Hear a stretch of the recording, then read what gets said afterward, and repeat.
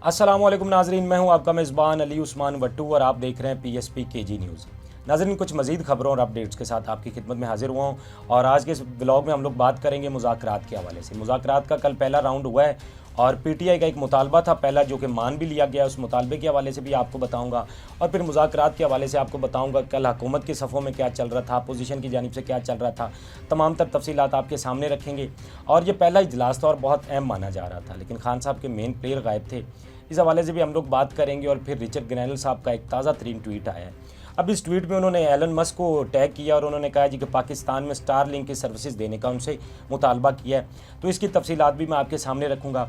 फिर कुछ बयान आते हैं, उन पर भी बात करनी है। तो इस व्लॉग में काफ़ी कुछ है, इस व्लॉग को आपने आखिर तक ज़रूर देखना है। अच्छा, सबसे पहले हम लोग रिचर्ड ग्रैनल साहब के हवाले से ही बात कर लेते हैं। अब पहले तो एक वो फ्री इमरान खान की कंपेन ट्विटर पर चला रहे थे, उनको बहुत पजीराई भी मिल रही थी और उन्होंने जितने भी ट्वीट किए हैं लोगों ने उस पर बहुत ज़्यादा बात भी की, उनको रीट्वीट भी किया। अब कल हुआ क्या है कि उन्होंने एलन मस्क को टैग किया है और उसमें उन्होंने कहा जी कि पाकिस्तान में स्टारलिंक की वो सर्विसेज दें क्योंकि यहाँ पे एक्स बंद है। तो इस बात का उन्होंने मुतालबा कर दिया। अब इसके बाद सोशल मीडिया पर बहुत ज़्यादा इस पर बात होने लग गई, लेकिन सबसे ज़रूरी बात यह है कि एलन मस्क का इस पर क्या जवाब आता है, क्योंकि उनको टैग किया गया है। अब तक तो उनकी जानिब से कोई जवाब नहीं आया। बहरहाल देखना होगा कि उनका क्या जवाब आता है, इस पर वो किस तरह से रिएक्शन देते हैं, तो वो बड़ा ज़रूरी होगा। क्योंकि मैंने आपको बताया कि रिचर्ड ग्रैनल साहब तो बहुत देर से इस कैंपेन को लेकर चल रहे हैं, फ्री इमरान खान, और इस पर बहुत ज़्यादा उनको पजीराई भी मिली और बार बार वो इस चीज़ पर ट्वीट कर रहे हैं। अब तक हुकूमत की जानिब से उनको कोई कह लें कि जवाब नहीं दिया गया, बल्कि हुकूमत की जानिब से तो यहाँ तक कहा गया जी कि उनका ये फेक अकाउंट है। कल मैंने आपको बताया भी था कि उनका फेक अकाउंट नहीं है, अकाउंट उनका ओरिजिनल है और उनकी जानिब से जो मुतालबात किए जा रहे हैं हुकूमत उसको खैर सीरियस नहीं ले रही है। बहरहाल सोशल मीडिया पर यह भी एक कंपेन चल रही है। तो अब उसमें एलन मस्क साहब को उन्होंने टैग किया, देखना होगा इस पर उनका क्या रिस्पॉन्स आता है। तो जो भी इंशाल्लाह इस पर भी डेवलपमेंट होगी वो मैं आपके सामने रखूँगा। हम लोग थोड़ी सी बात करते हैं मुज़ाकरात के हवाले से। अब मुज़ाकरात की कल पहली बैठक हुई और कह लें कि हुकूमत ने एक तो पहले अपना अलग से इजलास बुलाया। उसमें हुकूमत ने यह तय किया कि हम सारी चीज़ों को बहुत पॉजिटिव लेकर चलेंगे और जो उनकी बॉडी लैंग्वेज नज़र आ रही थी हुकूमत की कल, वो भी बड़ी पॉजिटिव नज़र आ रही थी। उसके बाद ये इजलास शुरू होता है, PTI के लोग भी आए। अब PTI की जानिब से क्या है कि आप कह लें कि जो उनके मेन प्लेयर थे वो वहाँ से गायब नज़र आए। सिर्फ असद कैसर साहब आप कह लें कि PTI की जानिब से आए, बाकी तो हामिद रज़ा साहब थे, आप कह लें कि उनका ताल्लुक सुन्नी इत्तेहाद से, या अलामा राजा नासिर अब्बास साहब थे तो उनका ताल्लुक भी सुन्नी इत्तेहाद से है। तो PTI की जानिब से सिर्फ असद कैसर साहब ही है। खैर बाकायदा उनका आगाज़ हुआ और उसमें बातचीत चली, तकरीबन 2 घंटे तक ये मुज़ाकरात जारी रहे और उसके बाद मीडिया के लोगों को भी अंदर बुलाया गया। मीडिया के लोगों को अंदर बुलाया गया, उनको बाद में कहा गया जी कि आपके अगर कोई सवाल आते हैं वो आप वो भी रख सकते हैं और बाकायदा मीडिया को ब्रीफिंग दी गई इस पर और मीडिया से एक रिक्वेस्ट भी की गई। उनसे कहा गया जी कि अब दोनों तरफ से मुज़ाकरात की बात हो रही है तो आपने इन सारी चीज़ों को मस्बत रिपोर्ट करना है, मस्बत रिपोर्टिंग आपने रखनी है, ना कि कोई इस तरह की रिपोर्टिंग की जाए मुज़ाकरात को लेकर कि जिसमें एक दोबारा से, जिस तरह आप पहले कह लें कि मुज़ाकरात की बात की जाती है, दोनों जानिब से पेश रफ्त नहीं होती है। तो कल मीडिया के लोगों को ये भी रिक्वेस्ट की गई कि आपने इस पर मस्बत रिपोर्टिंग करनी है। अब जो मुज़ाकरात की अगली बैठक है, अब वो कह लें कि वो 2 जनवरी को होगी और PTI के लोगों को उन्होंने कहा है जी कि आप सारे तहरीरी फॉर्म में हमें जितने भी आपके मुतालबात हैं वो तहरीरी फॉर्म में ला कर दें, ताकि क्योंकि कल तो कह लें कि बात की गई, जो भी PTI के मुतालबात हैं वो सामने रखे गए, लेकिन हुकूमत की जानिब से अब ये कहा गया जी कि आप इनको तहरीरी शक्ल में दें ताकि इनको आगे लेकर चला जाए। अब पाकिस्तान का जो पाकिस्तान तहरीक इंसाफ का एक मुतालबा मैंने आपको कहा है कि वो मान लिया गया, वो मुतालबा भी मैं आपको बताता हूँ, लेकिन पहले थोड़ी सी बात कर लेते हैं कि खान साहब के कल मेन प्लेयर कहाँ। तो मेन प्लेयर जब उनके गायब थे, क्योंकि इस पर बहुत ज़्यादा बात की गई, क्योंकि ये आप कह लें कि पहला ही मुज़ाकरात का एक बैठक थी और उसको बड़ा सीरियस लिया जा रहा था, बड़ी इस पर ज़्यादा आप कह लें कि बात की जा रही थी। अब PTI की जानिब से जो उनके मेन प्लेयर थे, ख़ास तौर पर कह लें कि उमर अयूब साहब जो इस कमेटी की सरबराही कर रहे हैं वो ही नहीं थे। उसके अलावा ना हामिद खान साहब थे, ना अली अमीन गंडापुर थे, ना सलमान अकरम राजा थे। तो बहुत सारे सवालात उठाए गए। हमने कोशिश की कि पता लगाया जाए कि क्या वजह है PTI के ये जो मेन कह लें कि आप किरदार हैं ये क्यों वहाँ पर मौजूद नहीं थी। तो हमने कोशिश की बात करने की और उसकी वजह एक ये भी बनी क्योंकि मीडिया पर कुछ और रिपोर्ट किया जाने लगा था। मीडिया पर बल्कि ये रिपोर्ट किया जा रहा था जी कि सलमान अकरम राजा और अली अमीन गंडापुर जो है वो मुज़ाकरात को लेकर सीरियस ही नहीं है, वो कभी भी नहीं चाहते हैं कि मुज़ाकरात हो, जबकि ऐसा हो ही नहीं सकता था। अली अमीन तो वो बंदा है कि जो खान से मुलाकात कर रहा था और बार बार खान साहब को इस बात के लिए कायल करने की कोशिश की जा रही थी कि वो मुज़ाकरात की तरफ आएँ, बातचीत की तरफ आएँ और आखिरकार खान साहब बातचीत की तरफ आए। अब उसके बाद मीडिया पर इस तरह की खबरें देना कि जी पीटीआई सीरियस नहीं है, बल्कि अली अमीन सीरियस नहीं है या सलमान अकरम राजा मुज़ाकरात के लिए सीरियस नहीं है। अच्छा, जब मीडिया पर इस तरह की खबरें चली कि अली अमीन गंडापुर या सलमान अकरम राजा जो है वो मुज़ाकरात के लिए सीरियस नहीं है या मुज़ाकरात चाहते नहीं है, तो हमने कोशिश की कि पीटीआई के लोगों से जाना जाए कि क्या वजह है। कुछ लोगों से फिर हमारा राब्ता हुआ, बड़ी तफसीली उनसे बात हुई, तो उनसे हमने जानने की कोशिश की। तो उन्होंने बताया कि जी कि उमर अयूब साहब का तो पेशावर के अंदर केस था, तो वो अपने केस के सिलसिले में पेशावर में मौजूद थे, इसलिए वो शामिल नहीं हो सके हैं। हामिद खान साहब ढाका के अंदर मौजूद थे और वो भी नहीं आ सकते थे इसलिए, और अली अमीन गंडापुर जो है वो अपने आप कह लें कि सूबे के जो मामलात हैं उनके अंदर बिजी थे, तो इसलिए वो भी शिरकत नहीं कर सके हैं। और सलमान अकरम राजा के हवाले से हमें जो खबर मिली वो कहा गया जी कि उन्होंने लाहौर से आना था, उनके हवाले से यही खबर थी जी कि वो पहुंचेंगे, बहरहाल वो नहीं पहुंच सके।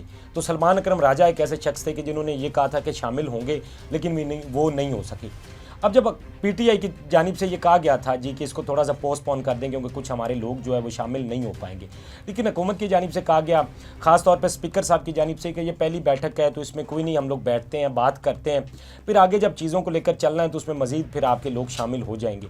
तो कल इसलिए पीटीआई के ये लोग शामिल नहीं हो सके।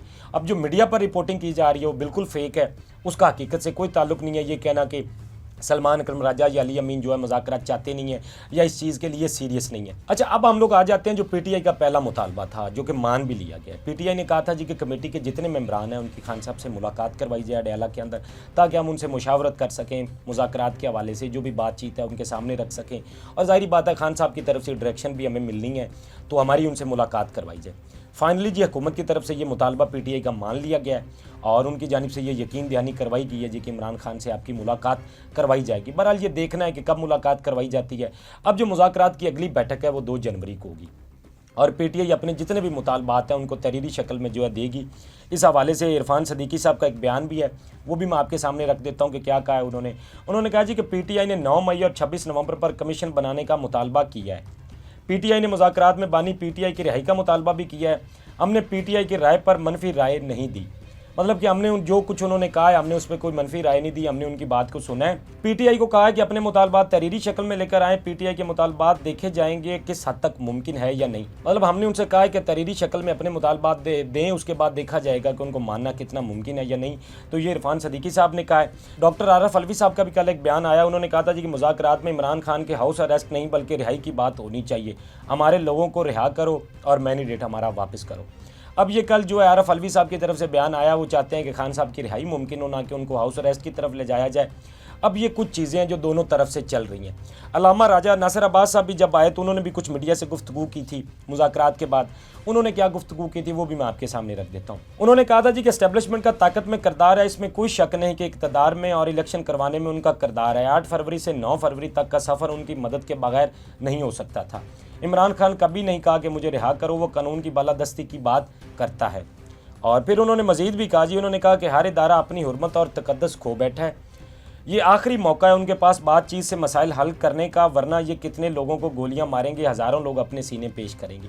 और ये बात उनकी सही है बिल्कुल कि मुतालबात जो हैं पीटीआई की उनको सुना जाए, उन पे बातचीत के सही कोई उनका हल निकाला जाए। ये कोई हल नहीं है कि लोग सड़कों पर आएँ और जो कुछ पहले होता रहा है, ख़ासतौर पर 26 नवंबर को जो कुछ हुआ, कुछ इस तरह के मामला दोबारा से हों। तो इसलिए अब खैर बैठे तो हैं मुज़ाकरात के लिए, बात तो कर रहे हैं। देखना यह है कि इनमें कितनी पेशरफ्त होती है या हुकूमत इनको कितना मस्बत लेती है, जो भी पीटीआई के मुतालबात हैं उनको किस तरह से देखा जाता है, ये सारी चीज़ें बहुत मैटर करती हैं।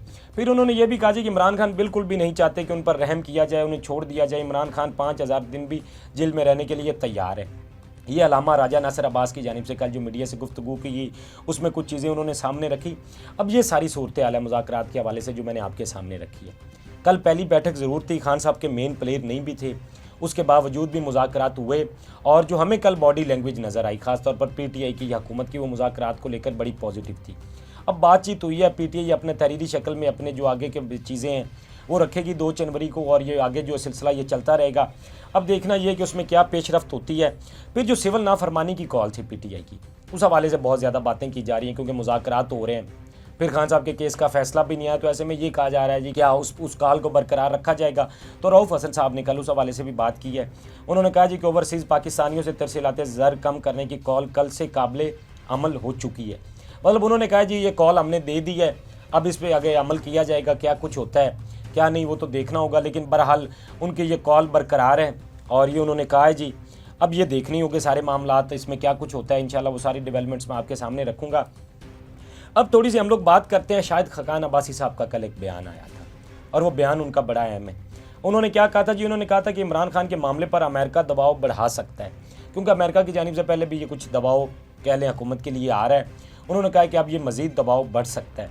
और एक और बात जो उन्होंने बड़ी अहम की, वो बात क्या थी? उन्होंने कहा जी नवाज शरीफ के वक्त भी बिल क्लिंटन ने उन्हें रिहा करने में मदद की थी। तो ये बात अब पहली दफ़ा आप कह लें कि मीडिया पर आई है। उनका ये कहना कि जब नवाज शरीफ साहब जेल में थे तो उनकी रिहाई वो जो है अमेरिका से ही मुमकिन हुई थी और बिल क्लिंटन ने इसमें उनकी मदद की थी।